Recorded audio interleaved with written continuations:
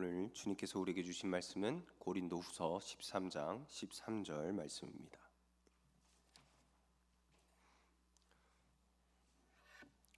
고린도후서 13장 13절 말씀.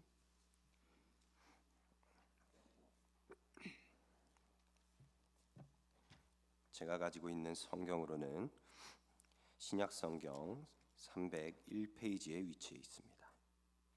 우리 한 절 말씀 우리 다 함께 한 목소리로 읽어서 주님께서 주신 말씀 받도록 하겠습니다. 함께 읽겠습니다. 주 예수 그리스도의 은혜와 하나님의 사랑과 성령의 교통하심이 너희 무리와 함께 있을지어다. 아멘. 샬롬. 우리 옆 사람과 앞뒤 사람과 함께 인사할까요? 샬롬. 네, 만나서 반갑습니다. 어색하시죠? 안 하시는 분들 계시는데 우리 한 번 더 안 하시는 분들을 위해서 한 번 더 인사해 볼까요? 샬롬. 네, 만나서 반갑습니다. 오늘 오신 여러분 주님의 이름으로 환영하고 또 축복합니다.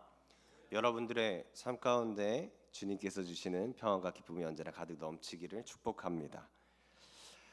오늘 우리가 이제 그 성령에 대해서 세 번째 시간으로서 제목이 뭐라고 되어 있죠? 네, 성경에 나타난 성령에 대해서 우리 함께 말씀을 나눠보고자 합니다. 당연히 죄송합니다.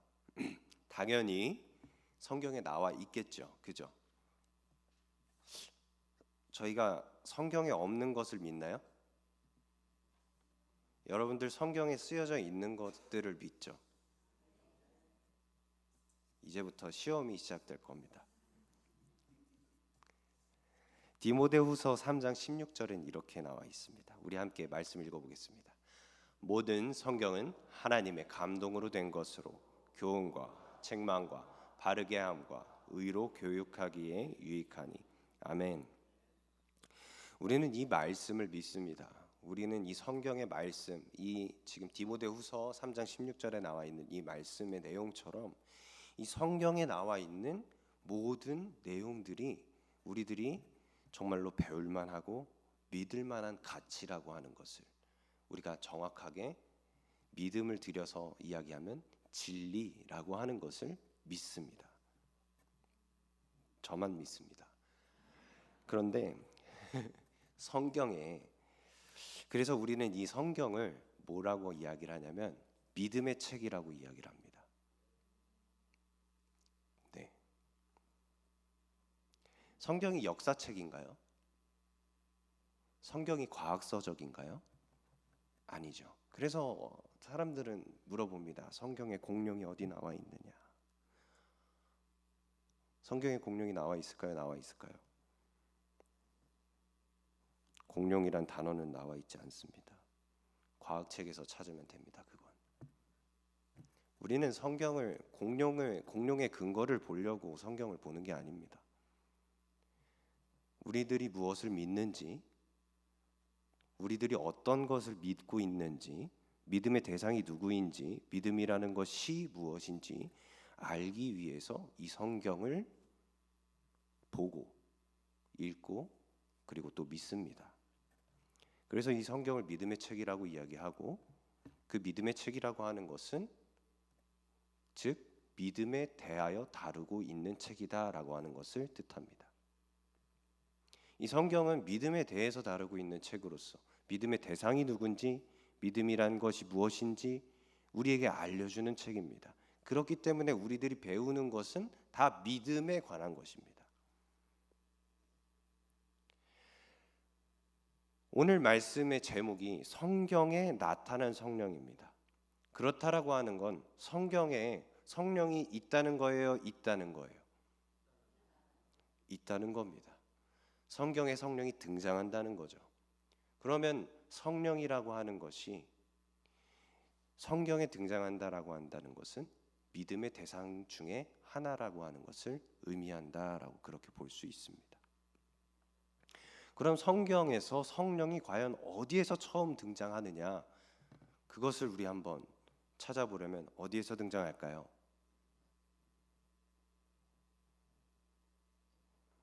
한국 사람들의 특징은 틀릴까봐 대답을 못한다는 것입니다. 저희 청년부는 마찬가지로 대답을 안 합니다.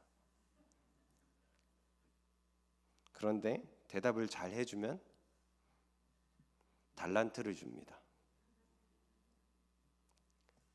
사실 달란트도 없습니다. 저희는 달란트 시장을 하는 것도 아닌데 그냥 기분 좋으라고 5달란트 준다고 그렇게 이야기합니다.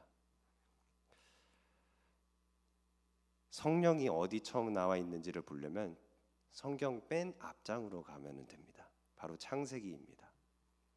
창세기 1장 1절 말씀. 이거를 사인이 맞아야지 이게 조금 이따 띄워주지. 창세기 1장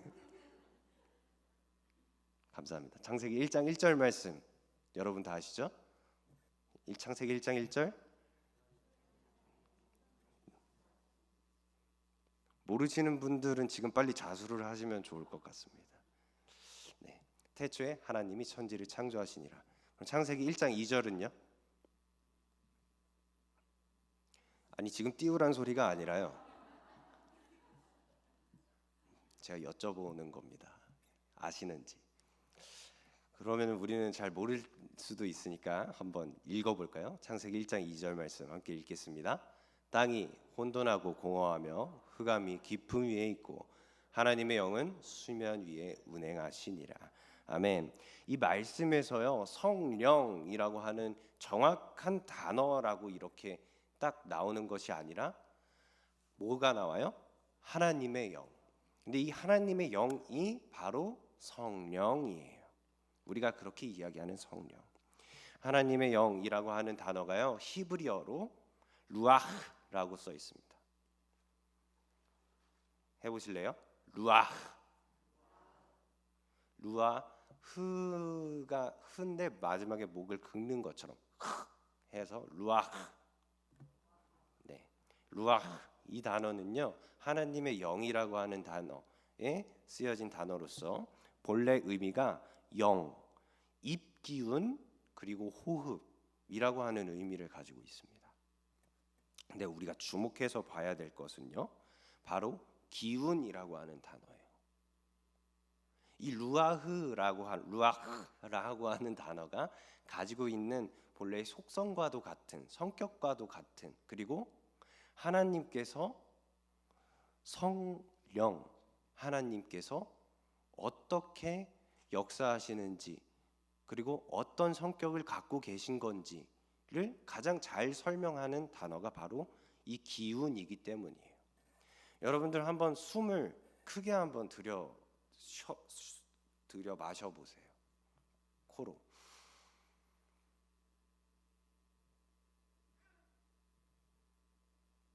내쉬세요 이제. 네. 그러면은 코로 크게 들이마시면 뭐가 들어오죠? 우리 안에? 네, 공기가 들어오죠. 근데 이거를 단순히 공기가 들어온다라고 그렇게 생각을 하는 사람도 있지만 우리가 이제 심호흡이라고 하는 걸 하잖아요. 그런 깊은 숨을 쉰다라고 하는데 심호흡을 하면은 몸속에 뭐가 들어와요? 생기 혹은 활기 이런 것들이 들어오기도 하죠.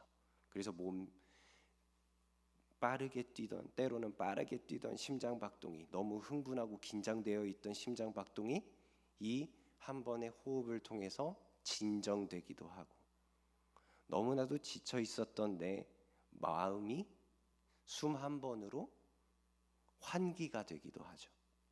여기서 공통적으로 쓰여져 있는 글자가 있어요. 뭘까요? 맞습니다. 기자입니다. 제가 이거를 PPT를 제대로 준비를 못했는데 기라고 하는 단어가 공통적으로 쓰여져 있어요. 제가 그래서 동양의 기나 막 이런 걸 이야기하려고 하는 게 아니라 이 기라고 하는 단어가 나타내고 있는 뜻이 뭐죠? 우리가 눈에 보이지는 않지만 분명히 존재하고 눈에 보이지는 않지만 무언가를 움직이는 힘을 기라고 이야기해요.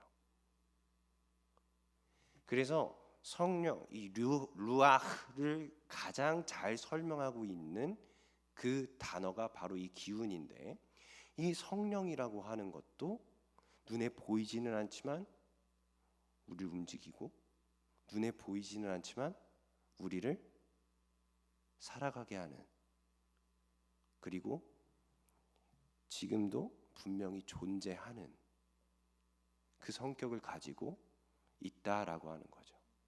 그래서 우리가 이 기운이라고 하는 것이 바로 성령이구나라고 어림짐작 이렇게 대조해 볼 수 있습니다. 이 기운을 특별히 주목을 해봐야 될 이유는요, 바로 읽어볼까요? 하나님의 영이 가지고 있는 뭐라고요? 성격이자 운행 방법이기 때문입니다. 하나님의 영, 이 루아흐 성령은요, 이런 식으로 운행하신다라는 거예요. 눈에 보이지 않아요. 그런데 분명히 존재해요. 눈에 보이지 않아요. 그런데 분명히 무언가를 움직이고 있어요. 눈에 보이지 않아요. 그런데 무언가에게 힘을 주고 있어요. 그게 바로 성령의 역사하시는 방법, 운행하시는 방법입니다. 근데 이 루아흐라고 하는 이 단어가요, 무조건 하나님의 영으로만 번역되는 것은 아니에요. 성경에 루아흐라고 쓰고서 하나님의 영으로만 번역하는 게 아니라서, 제가 이제 루아흐라고 하는 단어를 구약 성경에 이렇게 찾아보니까 총 343번이 나와요. 근데 343번 중에서 루아흐라고 하는 단어가 하나님의 영을 지칭하는, 이 성령을 지칭하는 단어로 쓰인 경우는 약 88번 정도밖에 되지 않습니다. 나머지 한 260번 정도는 다 다른 의미로 쓰였다는 거예요. 호흡이라는 의미로 쓰이기도 하고, 다른 영이라고 하는 의미로 쓰이기도 하고, 다른 기운이라고 하는 의미로 쓰이기도 해요. 그러나 비록 우리가 이 모든 구약 성경에서의 루아흐가 하나님의 영을 의미하진 않는다고 할지라도, 하나님의 영은 오직 하나님만이 하실 수 있는 일들을 하고 있다라는 걸 이 구약 성경에서 발견할 수 있게 됩니다. 특히 창조와 부활, 회복의 능력으로 역사하심을 우리는 발견할 수가 있게 되는데요. 다시 말하면 하나님만이 하실 수 있는 일을 성령님도, 이 루아흐도 동일하게 할 수 있는 분으로서 표현함으로써 이 루아흐, 하나님의 영, 성령님을 하나님으로서 증거하고 있다라고 하는 거죠. 그게 어디 나와 있냐면 시편 104편 30절 말씀, 우리 함께 읽어보겠습니다. 주의 영을 보내어 그들을 창조하사 지면을 새롭게 하시나이다. 아멘. 에스겔 37장 14절 말씀 읽겠습니다. 내가 또 내 영을 너희 속에 두어 너희가 살아나게 하고, 내가 또 너희를 너희 고국 땅에 두리니 나 여호와가 이 일을 말하고 이룬 줄을 너희가 알려뇨. 여호와의 말씀이니라. 아멘. 이사야 61장 1절 말씀 함께 읽겠습니다. 주 여호와의 영이 내게 내리셨으니 이는 여호와께서 내게 기름을 부으사 가난한 자에게 나를 보내사 마음이 상한 자를 고치며 포로된 자에게 자유를, 갇힌 자에게 노임을 선포하며. 아멘. 이 다른 많은 곳에서도 하나님의 영에 대해서, 그리고 하나님의 영이 하시는 일에 대해서 이야기를 하고 있지만, 특별히 이 세 절의 말씀을 통해서 이야기하고자 하시는 것은 시편 말씀을 통해서는 주의 영의 창조의 능력을 이야기를 하고요, 에스겔 말씀을 통해서는 하나님의 영의 부활의 능력을 묘사를 하고요, 또 이사야의 말씀에서는 하나님 영의 회복의 능력을 이야기하고 있습니다. 자, 그러면 특별히 색깔을 쳐놓은 창조, 부활, 회복, 이게 하나님이 하실 수 있는 일이에요? 하실 수 있는 일이에요? 확신이 없으시군요. 하나님께서 창조하실 수 있으세요? 창조하실 수 있으세요? 우리 하나님을 뭐라고 고백하죠? 창조주 하나님이라고 고백합니다. 심지어 아까 다 외우셨죠? 이제 창세기 1장 1절에 뭐라고 나와 있죠? 태초에 하나님이 천지를 창조하시니라. 거기서 하나님께서 뭘 하셨다고요? 천지를 창조하셨다고요. 창조라고 하는 능력을 누가 가지고 있다? 하나님이 가지고 있다. 그런데 그 하나님이 가지고 있는 능력을 누구도 가지고 있다? 성령님도 가지고 있다라는 거예요. 하나님께서 부활의 능력을 가지고 계신가요? 큰일 났네요. 가지고 계십니다. 그리고 부활로 우리에게 영원한 생명을 허락하여 주셨죠. 그리고 우리는 지금 그 부활절기를 보내고 있습니다. 심지어 부활절, 그 계란 받은 날만 부활절이 아니라요, 성령 강림절이 오기 전까지 다 부활절이에요. 교회력의 절기상 다 부활절. 우린 지금도 부활의 기쁨을 누리고 살아가고 있습니다. 누가 부활하셨어요? 예수님께서 부활하셨어요. 죽음을 이기고. 그러니까 죽음을 이기고 부활할 수 있는 그 능력은 누가 가지고 있다는 거예요? 하나님께서 가지고 계신데, 그 능력을 동일하게 누구도 가지고 있다고요? 성령님도 가지고 계시다고요. 또 한 가지, 하나님께서 회복의 능력을 가지고 계세요? 계세요. 회복의 하나님에 대해서 우리 이름을 지어서 부르기도 합니다. 여호와 라파의 하나님이라고 그렇게 부르죠.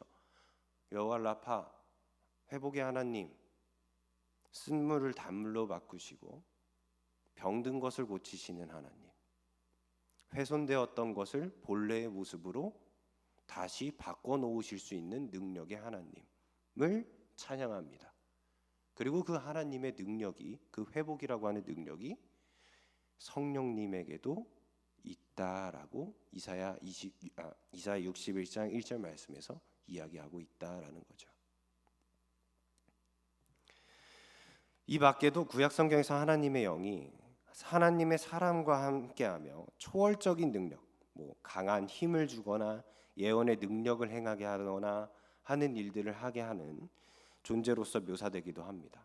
그래서 삼손에게 하나님의 영이 임했을 때 삼손이 나귀 턱뼈를 들어갖고 블레셋 사람 3,000명을 투다다다닥 한 적도 있고, 또 악한 왕으로 우리가 마지막을 잘못 기억하고 있는 건 아니지만, 악한 왕으로 우리들에게 기억될 수밖에 없었던 이스라엘의 첫 번째 왕인 사울, 그가 악한 영에 들었었을지라도 하나님의 영이 그에게 임했을 때 예언을 했었던 적도 있고, 담임 목사님께서 설교하셨었던 라마 나옅, 그 사건이 일어났을 때도 하나님의 영, 이 성령이 임했을 때 그들이 누굴 보내든지 다 예언하는 그런 신비한 일들을 겪기도 했죠. 그래서 구약에서 사람들이 착각할 수도 있는 것, 구약을 읽으면서 사람들이 착각을 할 수도 있는 것은, 하나님의 영으로 사용되는 이 루아흐라고 하는 단어가 하나님께서 부리시는 악한 영, 또 거짓말을 하게 하는 영으로도 번역될 때가 있거든요. 그렇기 때문에 하나님보다 어떻게 보면 하위에 있는 이 루아흐라고 하는 게 그냥 성령 하나님이 아니라, 루아흐는 하나님보다 하위에 있는, 하나님이 사용하고 부리시는 종속 관계에 있는 것으로 해석하는 경우가 더러 있다라는 거예요. 이 사실을 한번 잘 기억해 보시고, 신약에서는 그러면은 성경에서 성령이 어떻게 등장을 하는가? 신약 성경에서는요, 루아흐라고 하는 히브리어 대신에 푸뉴마라고 하는 헬라어로서 등장을 하는데, 마태복음 28장 19절 말씀 우리 함께 읽겠습니다. 그러므로 너희는 가서 모든 민족을 제자로 삼아 아버지와 아들과 성령의 이름으로 세례, 침례를 베풀고. 아멘. 신약에서는요, 특별히 성자 하나님이신 예수님께서 직접적으로 성령에 대해서 언급을 하세요. 특히 예수님께서는요, 방금 이 마태복음 28장 19절 말씀을 통해서 성부, 성자, 성령의 이름으로 세례를 주라고 말씀하시면서 삼위일체 하나님에 대해서 말씀을 하고 계십니다. 또 지난 시간에도, 또 오늘 본문에서도 이야기하고 있는 이 사도 바울이 고린도 교회에 보내는 편지의 마지막 인사에서도 삼위일체 하나님에 대해서 언급을 하고 있죠. 우리 함께 고린도후서 13장 13절 말씀 함께 읽겠습니다. 주 예수 그리스도의 은혜와 하나님의 사랑과 성령의 교통하심이 너희 무리와 함께 있을지어다. 아멘. 자, 여기서 쓰여 있는 성령이라고 하는 단어가 헬라어로 그리스어로 푸뉴마예요.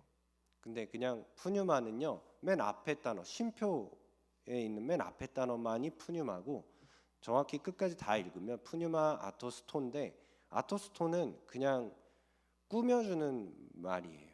어디에다 갖다 붙이려면 푸뉴마로만 이렇게 딱 갖다 붙일 수가 없어서 모모에, 모모로 막 이런 것처럼 꾸며주는 말로 붙이려면 아토스토를 이렇게 갖다 붙여야 돼요. 그래서 푸뉴마 아토스토를 또 성경에다 이렇게 검색을 해보니까, 신약 성경에 검색을 해보니까 몇 번 사용되었냐면, 이거 그냥 어디 가서 잡지식으로 자랑하셔도 좋으니까 기억하세요. 343번 사용돼 있어요. 푸뉴마 아토스토가.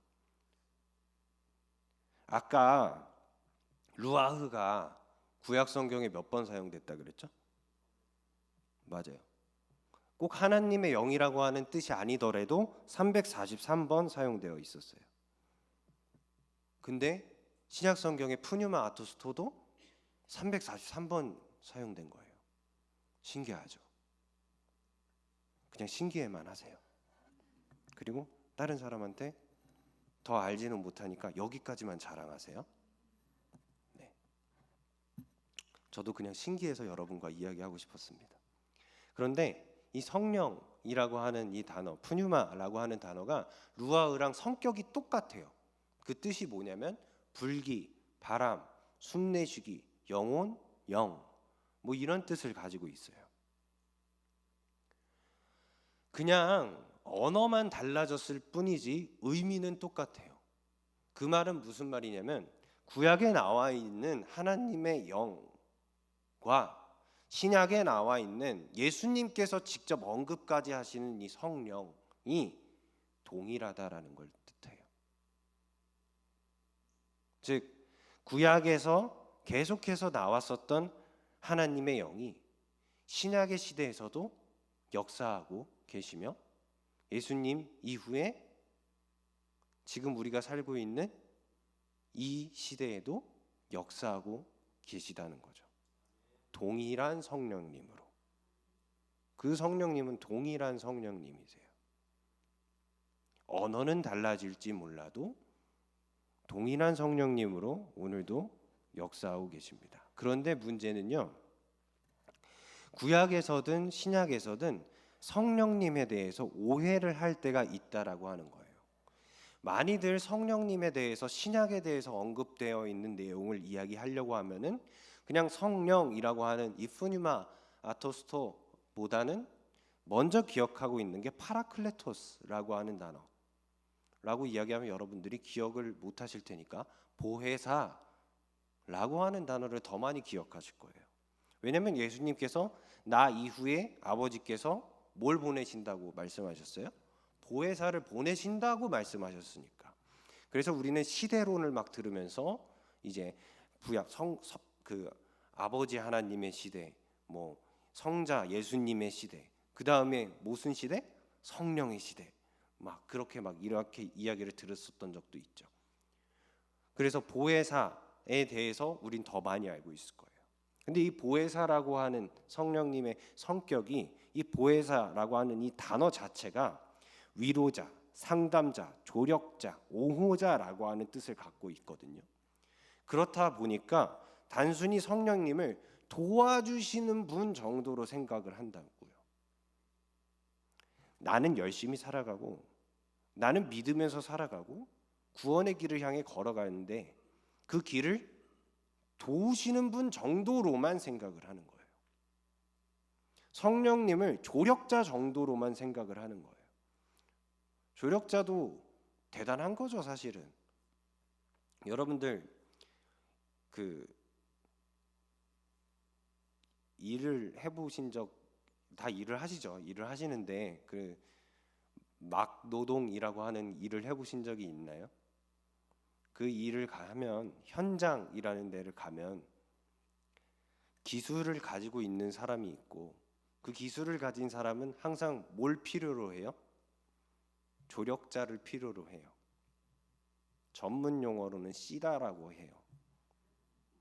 드라이버 갖고 와 하면 드라이버 갖고 와줘야 되고, 벤치 갖고 와 하면 벤치 갖고 와줘야 되고, 나사 몇 개 갖고 와 하면 나사 몇 개 가져와야 돼요. 아무것도 하는 거 없이 서 있는 것 같다가도 필요할 때마다 일을 해야 되는 게 바로 이 조력자의 일이거든요. 근데 성령님이 과연 이런 조력자의 역할만 하냐는 거예요. 성령님이 내가 구원을 받는 데 있어서 돕기만 하는데 끝나는 거냐는 거예요. 많이들 그렇게 오해를 하고 끝낸다라는 거죠. 이 보혜사라고 하는 이름에서 우리를 돕는 분이라고 이야기를 하니까 성령님이 우리를 도우시는 분이시기 때문에 성부 하나님보다 위격이 낮다라고 착각할 수도 있는 거죠. 그러나 도우신다라고 하는 것이 바로 성령 하나님의 능력이며 역사하시는 방법이지, 그렇기 때문에 성령님이 위격이 낮다라고 하는 의미는 아니에요. 아까 기운이라고 이야기했었죠. 루아흐도 푸뉴마도 기운이자 호흡이에요.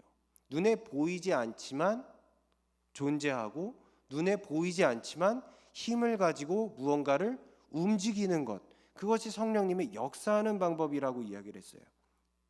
우리에게 눈에 보이지 않지만 우리를 북돋아 주시며 생명을 주는 호흡처럼, 생기와 활기처럼 우리에게 생명과 힘을 주시는 방법으로 역사하시면서 어둡고 타락한 이 땅에서 하나님의 영으로서 우리와 교통하시며 우리 안에 새로운 것을 창조하시고 그 새롭게 창조된 것으로 이 땅을 변화시키고자 하시는 것이 하나님의, 성령 하나님의 역사 방법인 것입니다. 결코 창조주 하나님보다, 구원주 예수님보다 그 위격이 낮아서 돕기만 하는 것이 아니라 역사하시는 성령님의 위격 자체가 우리를 도움으로써 역사하시기 때문에 그렇게 보일 뿐이라는 거예요. 그리고 우리는 그 성령님을 제대로 바라보아야 합니다. 때로는 어떤 사람들은 성령님을 하나님과 동등된 위격으로 바라보지 못하는 분들이 굉장히 많이 있어요. 그거는 오해입니다. 오해. 성령의 임재를 기원하고 성령의 충만함을 기원하고 우리 다 그렇게 살아갑니다. 우리 그게 올바른 신앙인 줄 알죠.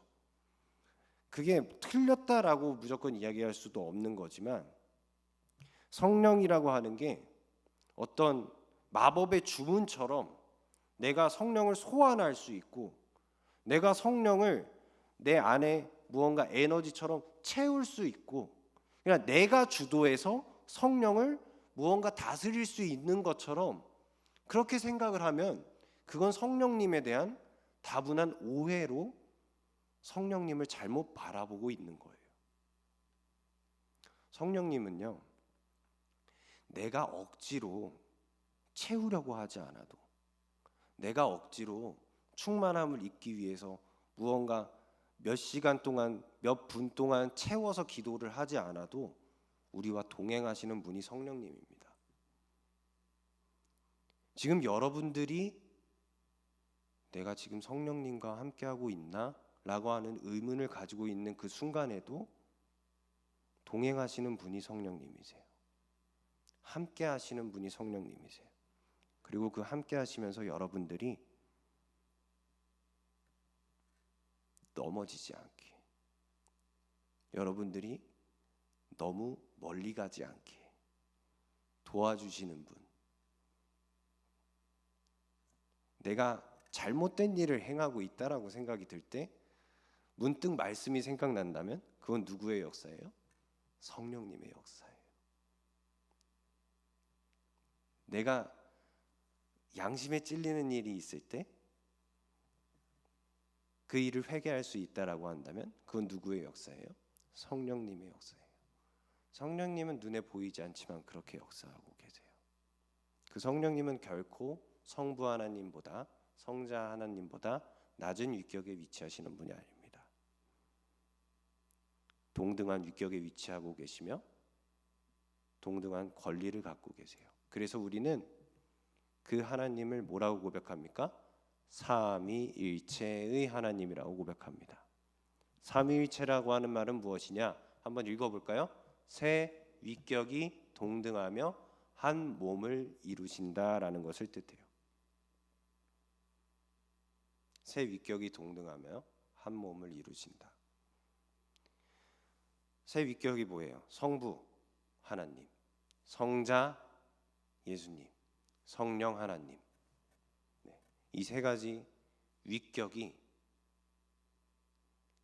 그림상으로는 성령 하나님이 지금 밑에 계시긴 한데 성부 성자보다 밑에 있다라고 하는 의미가 아니라 이 세 위격이 동등한 위격을 갖고 있다고요. 동등한 위격을 갖고 있으면서 한 몸을 이루고 있다라고 하는 게 바로 삼위일체이고 우리는 그 삼위일체의 하나님을 믿는 믿음을 가지고 있는 사람들이다라고 하는 거죠.